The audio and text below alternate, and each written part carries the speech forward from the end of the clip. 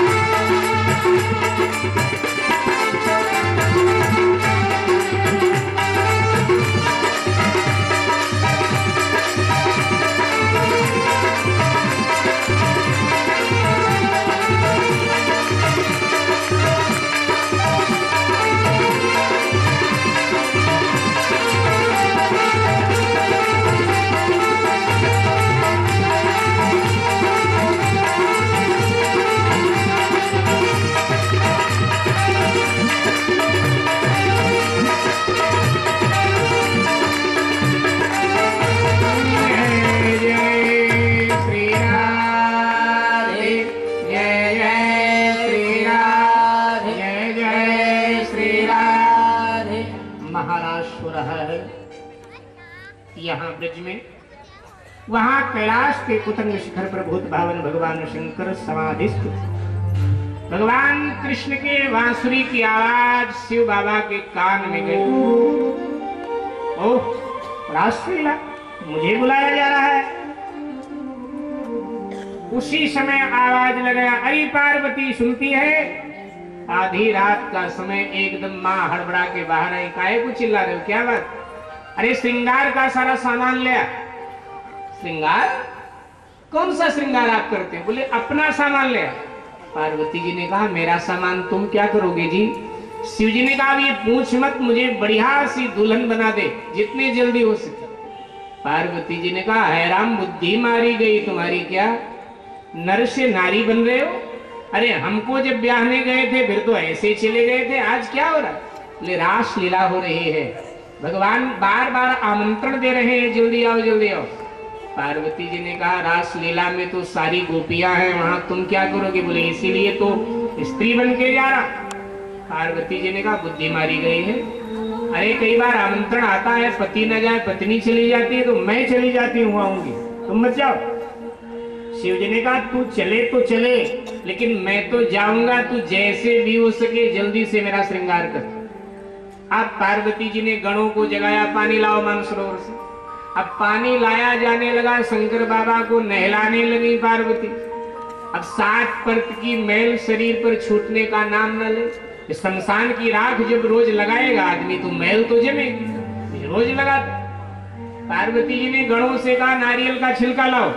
अब नारियल का छिलका लाया गया, दे रगड़म रगड़ा, तो बड़े मुश्किल से बाबा के शरीर की मैल।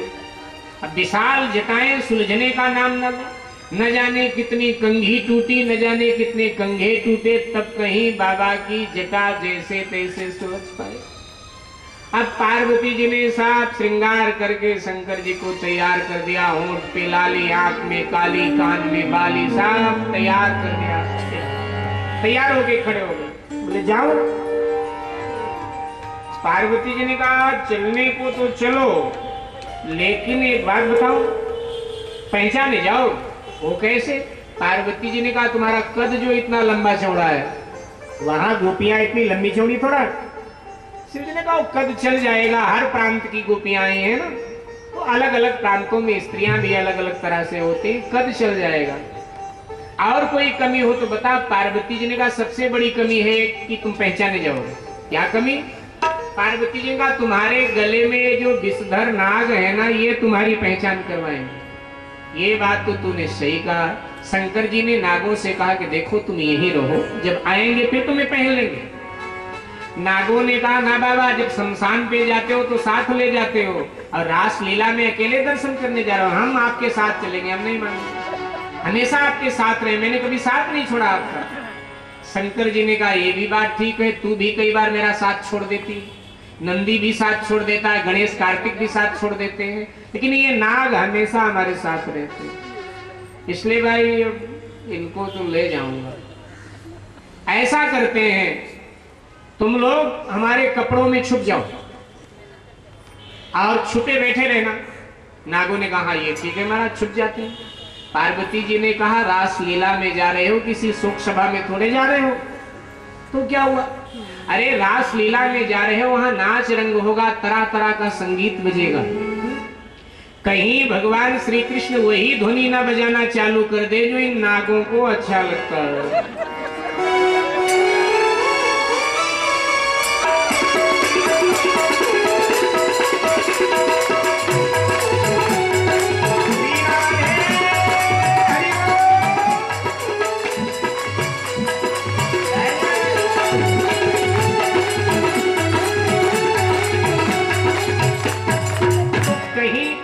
हुआ फिर इनका क्या हाल होगा?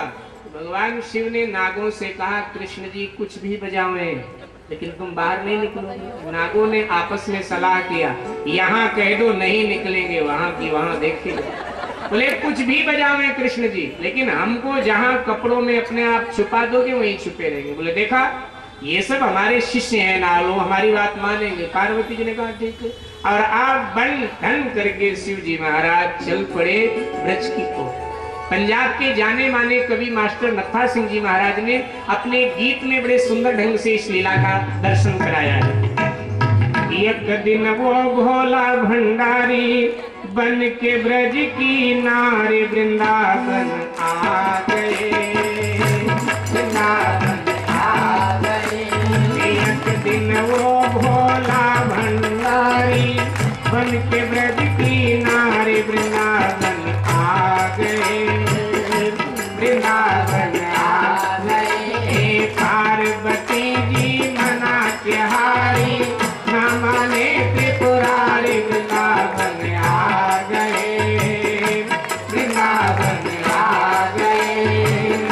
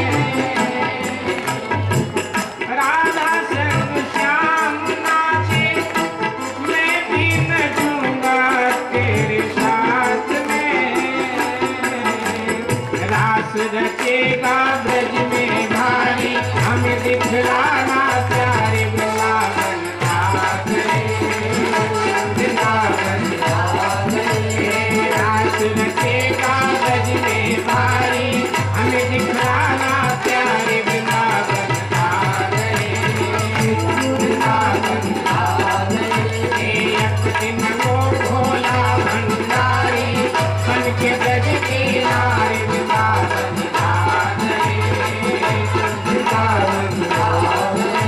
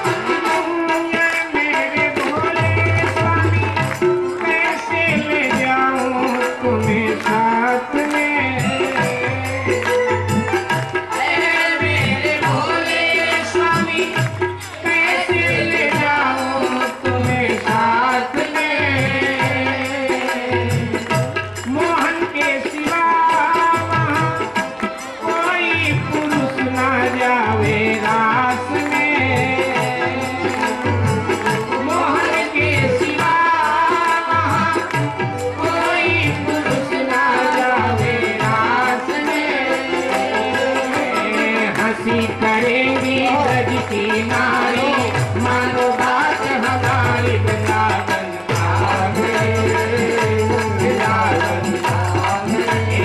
हंसी करेंगी ब्रज की नारी मानो बात हमारी वृंदावन आ गए, वृंदावन आ गए। एक दिन वो भोला भंडारी बन के ब्रज की नारी वृंदावन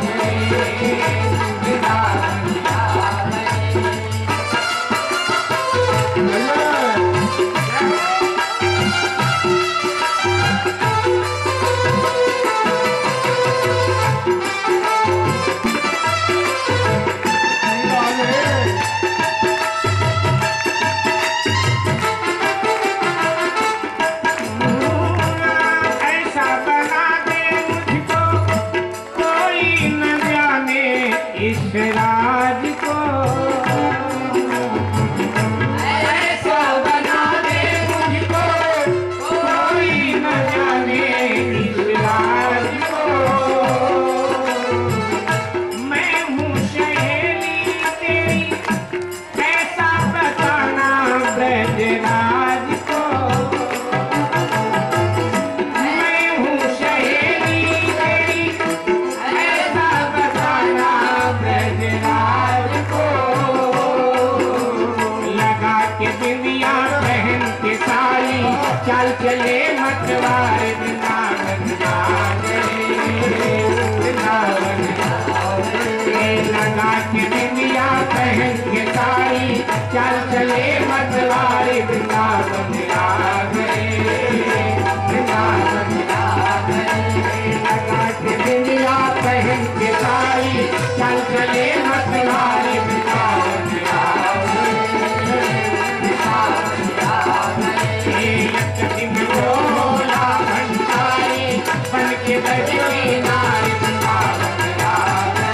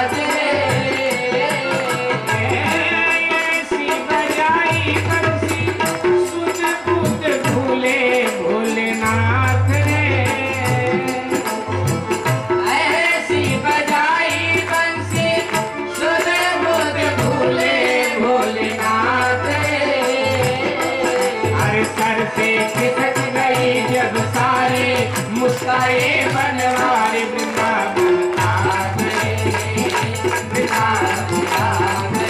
हरे सर से खिसक गई जब सारे मुस्काए बनवारी वृंदावन आ गए।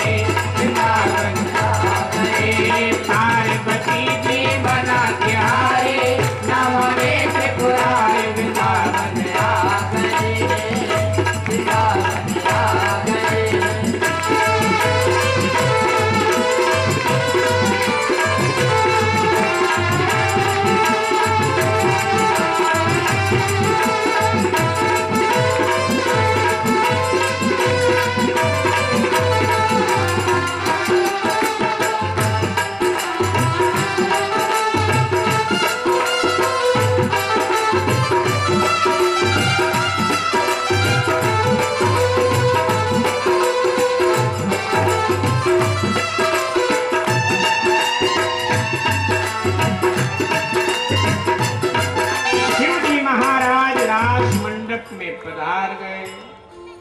रासलीला चल रही थी। अब शिव जी ने सोचा कि इन गोपियन के मध्य में जाकर के नाचूंगा तो रास रंग में भंग पड़ेगा। हर प्रांत का अपना अलग अलग नृत्य होता है, पंजाब का और राजस्थान का और ब्रज का, और तो वहां तो ब्रज का नृत्य हो रहा था। शंकर जी तो तांडव करते हैं प्रलय के समय, एक पांव पृथ्वी पर एक आकाश पर उछाल देते। तो सोचा उनके बीच में तांडव करूंगा तो रास रंग भंग हो जाएगा, इसलिए दूर से रासलीला का दर्शन करता हूं और एक कोने में अकेले नाच लेता हूं। अब बाबा घूंघट में रासलीला का दर्शन करते जा रहे हैं, नाचना प्रारंभ किया तो जैसे एक पांव पृथ्वी पर मारा, एक आकाश में मारा, आकाश में भी कंपन और पृथ्वी पर पांव पड़ते ही एकदम अचानक राधा जी की दृष्टि गई, अरे ये तो बड़ी मोटी तगड़ी गोपी है, ये कहां से आई गई?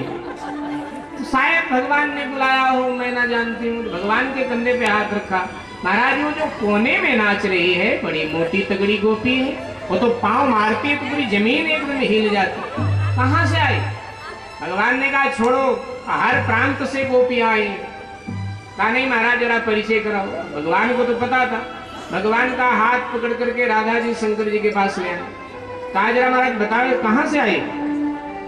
तो जब इस प्रकार से कहा तो भगवान ने शिव जी का हाथ पकड़ा और कहा अरे गोपी तू कहां से आई है? अब शिव जी ने सोचा ये क्या? शिव जी ने फिर आवाज बदल करके स्त्रियों जैसे आवाज में कहा कि अरे मैं पहाड़ों से आई हूं, मेरा नाम कैलाशी गोपी है। तो कृष्ण जी ने राधा जी से कहा सुन लिया ना, ये कोई कैलाशी गोपी पहाड़ों से आई है। राधा जी ने कहा तो ठीक है, लेकिन ये घूंघट में काहे को नाच रही है, का घूंघटा खुलवाएगा। शंकर जी ने सोचा है राधा जी बिना सारा पोल पट्टी खोलो। भगवान ने शिव जी का घूंघट पकड़ा और कहा जरा घूंघटा तो अपना खोलो। तो शिव जी ने अपना घूंघटा और कस के नीचे सरका लिया और कहा भगवान मैं नई नवेली हूं ना, अभी अभी मैं ब्याह करके आई हूं, इसलिए मैं घूंघट नहीं खोलूंगी। तो भगवान ने कहा तू नई नवेली ब्याह के आई तो मैं कौन सा तेरा जेठ या ससुर लग रहा हूं जो मेरे आगे घूंघट कर रहे, खोल। लेकिन शिव जी घूंघट खोलने को तैयार नहीं, घूंघट खोले तो पहचाने जाए। राधा जी समझ गई दाल में काला जरूर है, ये और कोई नहीं हो सकता, अगर होंगे तो ये भोले बाबा ही होंगे। राधा जी ने भगवान के कान में कहा धीरे से महाराज आपने सब ध्वनि बजाई है, लेकिन वो ध्वनि नहीं बजाई जो नागों को अच्छी लगती, जरा एक बार बजाओ बांसुरी पर। अब राधा जी ने जैसे कहा तो भगवान ने अपने बांसुरी पर वही ध्वनि बजाना चालू